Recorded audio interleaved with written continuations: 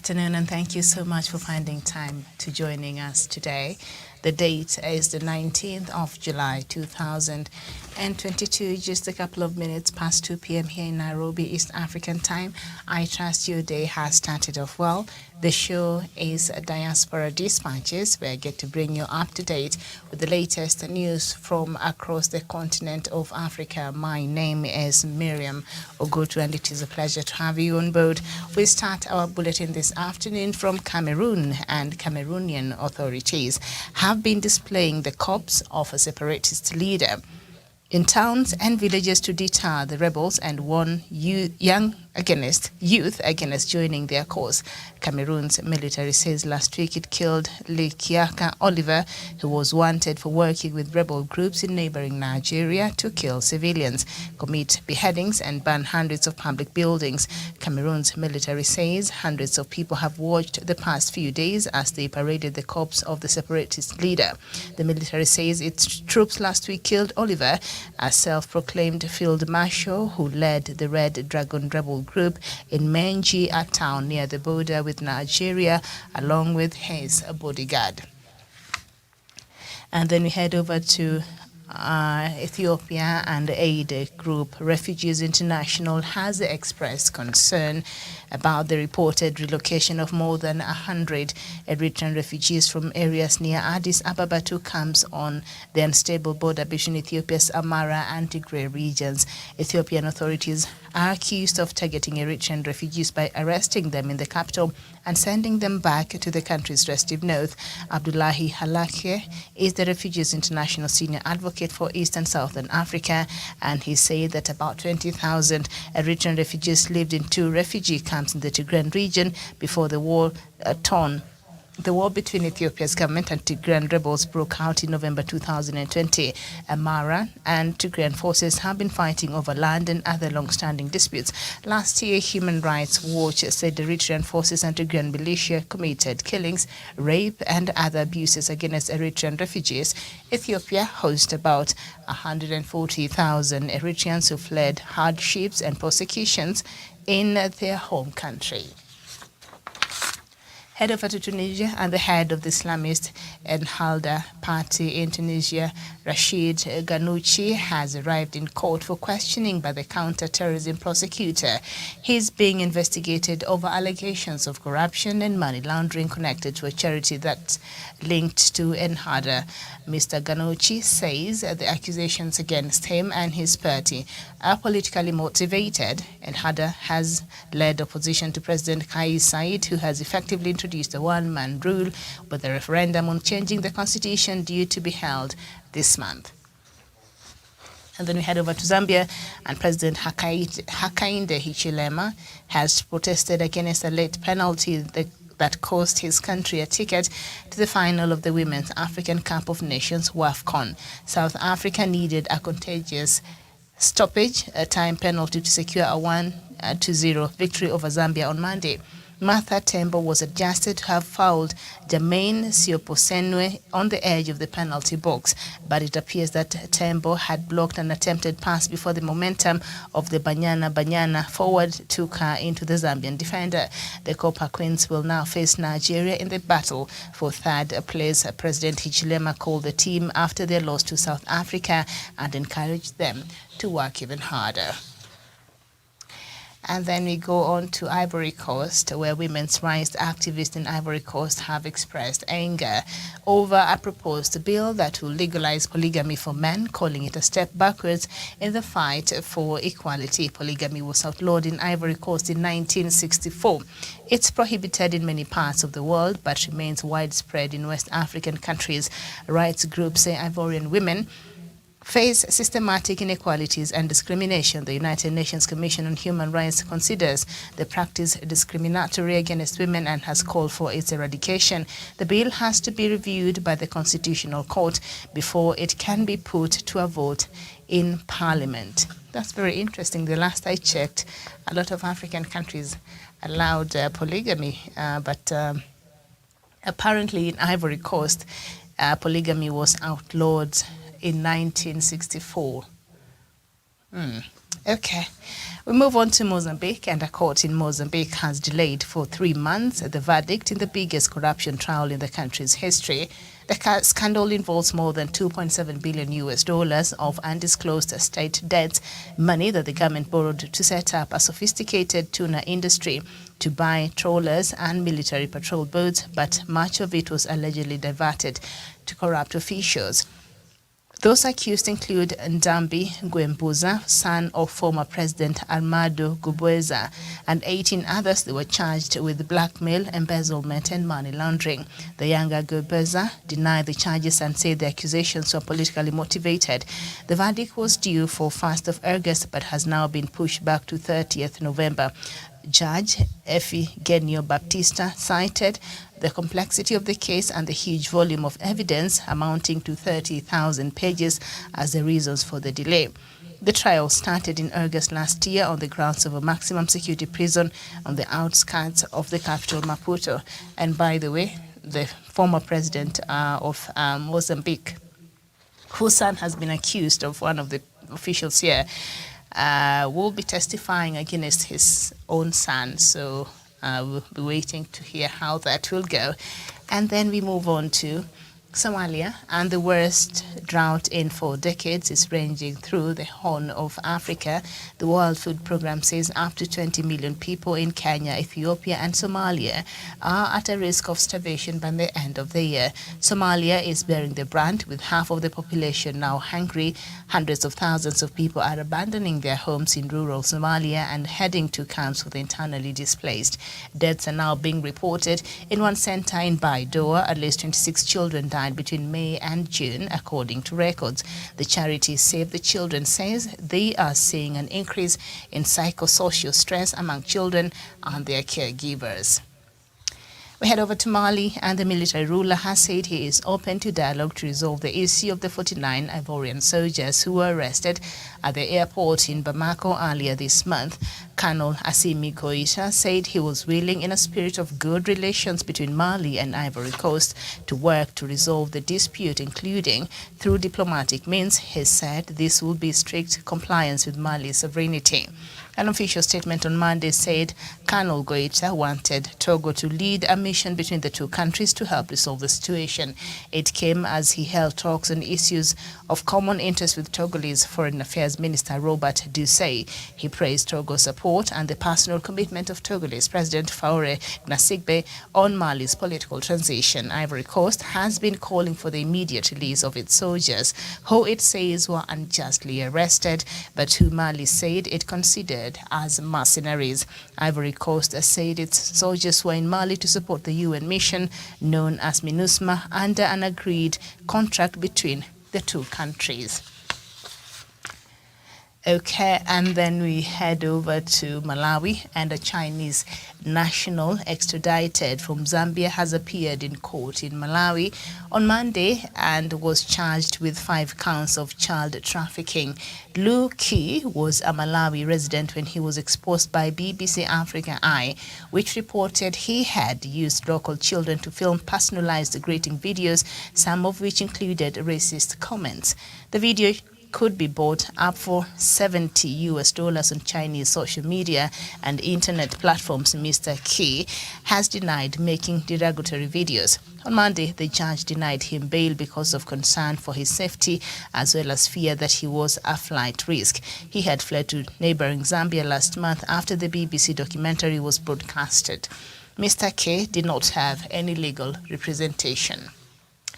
And then we go to Sudan, and clashes continue in southeastern Sudanese state of Blue Nile between the Hausa and Birti ethnic groups.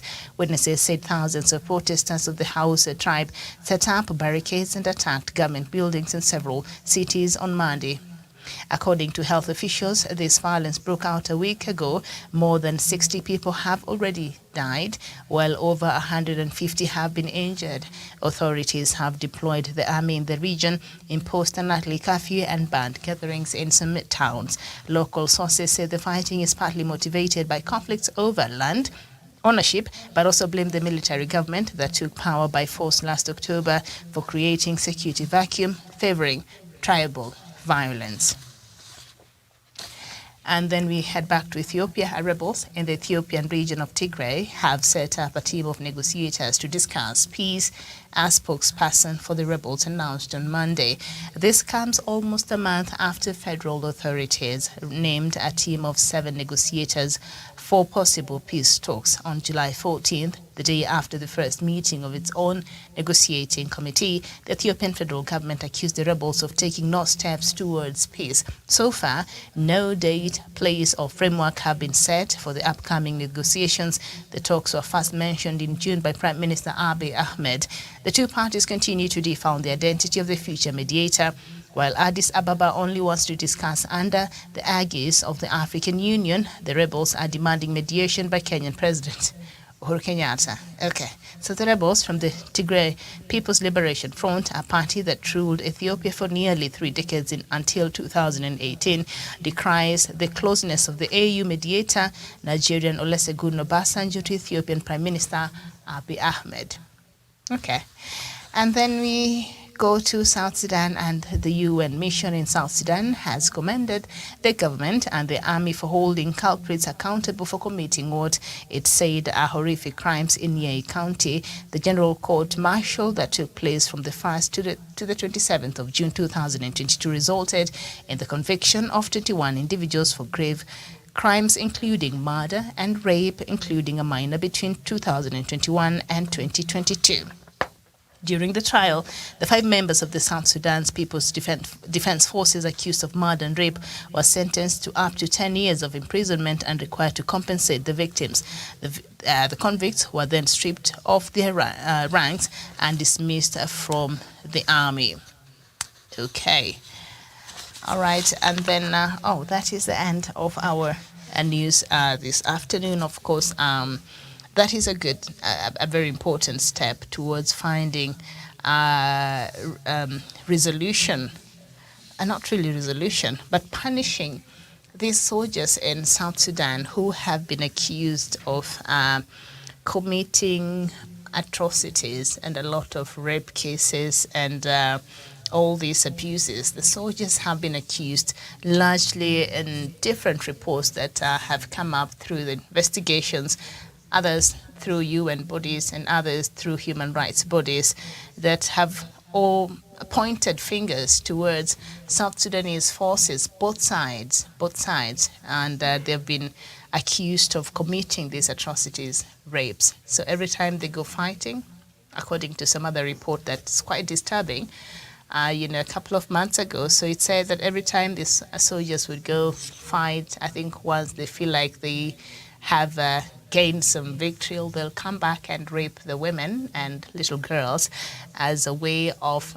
rewarding themselves. Even just saying that makes me, cringe where I'm seated right now. So not very good. So I think, because of how South Sudan is, a lot of these soldiers, since there are no accountability structures, they got away with this. A lot of them got away. So to see this step, as much as it's not as much, but I think it is a very important step towards sending a warning to the many soldiers who perhaps even have the intention of doing this or who have done this, that you cannot continue to do this. You cannot continue to inflict pain on a people that already are in pain. You can't do that. And you are a soldier, you're supposed to protect these people. And so, when you look at the psyche of the South Sudanese soldiers, really, coming from a background of war and continued war and conflict in that country, sometimes it's a very mixed bag. You don't even know where to place them. And a lot of these people have not gone through a proper military training. A lot of them have been picked from the militias and they serve in different political affiliations. So they're not your normal disciplined forces per se, but they are the soldiers there in South Sudan. So they still have a responsibility to protect the lives of the people and the country of South Sudan, something that they have failed to do immensely. So I think this is a very important step towards hopefully one day justice can be found to the many girls and women who have been raped over this period of time. So they have been stripped off from their ranks and dismissed from the army, and they were sentenced to up to 10 years. And these are 21 soldiers who were, and they were charged for grave crimes like murder and rape. I don't know how somebody who has murdered, you're going to give this person only 10 years of imprisonment, but it is South Sudan, so I think we can take that. But still, we need accountability structures in place so that these cases like this can be properly prosecuted, because this is just a walk in the park. This is just a walk in the park, but it is a step towards the right direction. Thank you, Emeka Akidi and Justice Oko. Justice, thank you so much. What's going on in Nigeria? Let me know what's going on there. I don't have any news from Nigeria this afternoon, but let me know what's going on there in Nigeria. So it's interesting when I was reading through this story about the Tigray People's Liberation Front, the TPLF, and they're saying they're willing to come to the table for a mediation process, but they're saying they don't trust the former president of Nigeria, Olusegun Obasanjo. Okay, they're saying we prefer Kenyan President Uhuru Kenyatta to be the mediator. That way we feel like he's not likely to take, any sides, okay? And I think President Uhuru Kenyatta has offered himself, the Kenyan president has offered himself to mediate on this process. I don't know how that was received by Prime Minister Abiy Ahmed of Ethiopia. There's been some tiff between Kenya and Ethiopia over some issues, and you know that in the AMISOM team that comprises of about 5 countries helping Somalia fight the Al-Shabaab.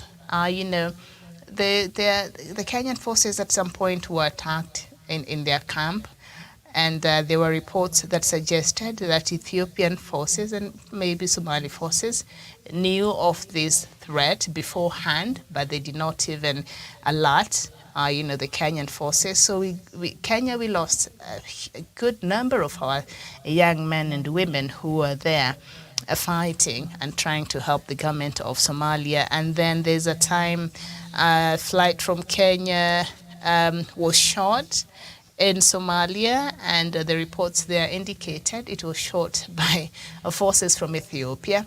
So there has been some level of aggression, but I think President Uhuru Kenyatta, and we were having this conversation earlier on early afternoon show, and we were looking at how he has handled diplomacy. And these are just a few of the cases where his diplomatic, his diplomatic temperament was tested as a president, and a lot of times he chose to take the route of just peace and mediation and reaching, to the other person. Kenya never responded in a way that was aggressive. Of course, it gave a very firm position on how it feels about what happened, but still it was with a very, good diplomatic tone, if there's anything like that. So maybe that is the reason why these rebel forces, the TPLF, are saying, we will be comfortable if we had the Kenyan president to come and mediate, because this person that was sent by African, and I don't know why they keep sending these former presidents of Nigeria, who even failed miserably in their own countries. So the issue of secession that Biafrans have been asking for, and other issues of insecurity and all these things that has plagued Nigeria, they were all presidents, and these issues were there, and they never really mediated and even attempted to get a solution for it. And even today, I think Nigeria needs their voice today more than ever. They are former presidents.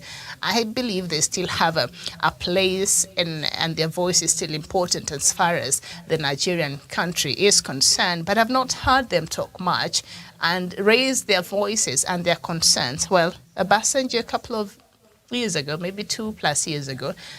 No, it was not. Was it Goodluck? No, it was Obasanjo who said Nigeria was becoming a banana republic under President Muhammadu Buhari, and wrote this letter to Buhari because the runaway insecurity and all that. And then Buhari said, well, it's better now. You can't even compare to when you were the president. So they started a back and forth there. But I believe their voices are still needed in Nigeria to address the issues that are plaguing Nigeria, but I don't hear them there so much. But it is interesting that when you look at COMESA and there's something that needs to be done, or a mediation that needs to be done, they will pick a former Nigerian president. And now African Union, in their wisdom, decided to pick Olusegun Obasanjo to lead this mediation. So the TPLF forces are saying, parties saying, that we can't trust former Nigerian President Olusegun Obasanjo because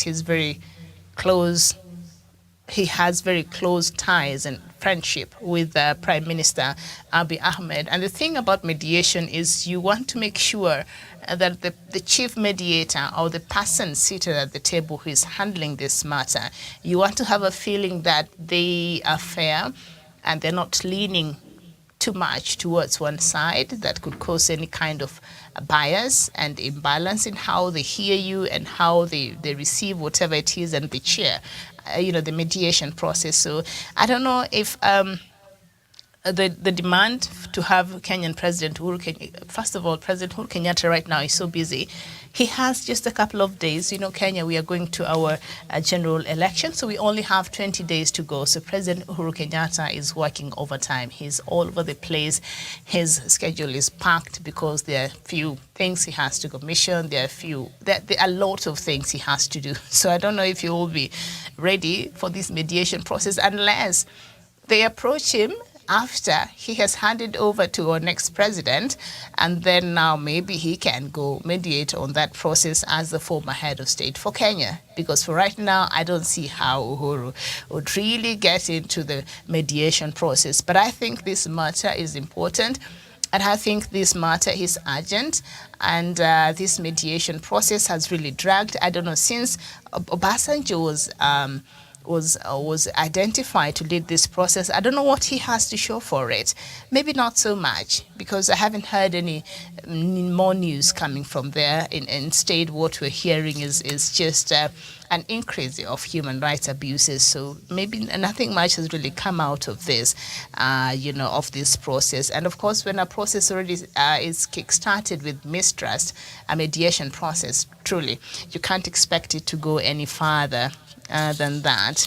And there's this disturbing story of this Chinese national who was extradited to Zambia, and he appeared in court from Zambia to Malawi. He was extradited from Zambia to Malawi because in Malawi he had made a video and he was using local children there to on personalized, greeting videos. I think he's a filmmaker, and he was asking them to say very derogatory, things in Chinese, even insulting themselves, those kids themselves in Chinese. And what is really disturbing about this whole thing is the fact that these videos, he was selling them on Chinese social media and internet platforms in China, and people buy them for $70 per download, or per download, I suppose.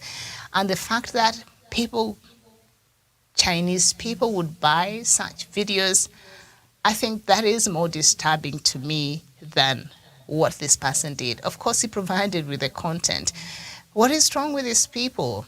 And why do we allow them to come into this continent and just straight up do things that you wouldn't even imagine doing if you were an African and you visited China?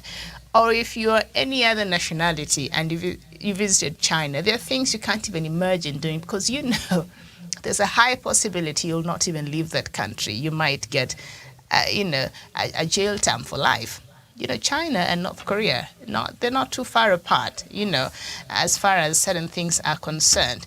So the fact that he even had the audacity to come and do this, and when you look at those videos and the translation in those videos, I think it's quite sad. And I think the psyche of the people in China that even think these kinds of videos are entertaining and they would pay money to watch and buy and share with other people. That is more disturbing to me than anything else. So that says a lot. And of course, the Chinese government has come out to condemn this and say that does not represent how they look at us. But this will not be the first time, things like this we've heard happen. So I'll just leave that there, and then we see how that will turn out. And something interesting, I think I don't know if it's a light news or what, about the women's rights activists in Ivory Coast who have expressed anger over a proposed bill that will legalize polygamy for men. I did not know there is a country in this continent that did not have polygamy. In a lot of our African culture, polygamy is accepted. Okay? It is accepted. And it's a choice, I guess. Well, it's never a choice for the first woman. But you do have a choice that if your husband marries and you feel like you don't want to stay in a polygamous marriage, you can leave. But a lot of times, because of so many other factors that has to do with culture, that has to do with economic situations, you'll find that women have to perhaps sit there and tolerate the things that they're not supposed to be tolerating. So, polygamy was outlawed in Ivory Coast in 1964. That surprised me. I did not know that. And it is prohibited in many parts of the world. Well, many parts of the world. I don't know what parts of the world they're talking about, because there is this show I watch every now and then from the US, the sister, what is it called? The sister something. And this is a man who has married 4 wives. And he's a pastor, he's a preacher, he has a church. And he has so many kids. And it's sister wives. It's called sister wives, right? And so I think over time it has become something that has been accepted. And the thing with this, I think in most cultures, like in the US and other areas, for those who choose to be in a polygamous, I think, relationship or a marriage, it is a choice, because really you don't have to stay there, but you find that because of other factors, like I've said, it's very difficult for women to leave, especially for those who are there first and they have to see their husbands marry. But in a lot of our African culture, I think it's not strange, and even in the Muslim religion, it's not strange. It's not strange for somebody to have even up to 4 wives. It is allowed by the religion in Islam. And in a lot of our cultures, it's acceptable. So I hear when this conversation comes up, because I did not check the year when Ivory Coast received its independence, because I'm thinking this law must have been there before they got their independence. I did not check, but I will check. And so I'm very suspicious. This must have been the white people, but I don't know, but I'll check. Okay? And so they say, I've heard arguments, a lot of Africans arguing, polygamy, having more wives, was our part of our culture and who we are. But they took that from us and demonized it. But now they're forcing us to accept that a woman and a woman can get married and a man can get married. So I've heard that conversation out there, and that is a debate that perhaps we will never see the end of. But I thought that was interesting that polygamy was outlawed in Ivory Coast in 1964. Of course, I don't support it, but it is part of a lot of our African cultures. And if it's the areas which it's acceptable and you can do it, then why not, if you are okay with it? Okay. So thank you so much for your time this afternoon. This has been Diaspora Dispatches. My name is Miriam Mugutu. Thank you so much. I'll see you here tomorrow, God willing. Bye-bye for now.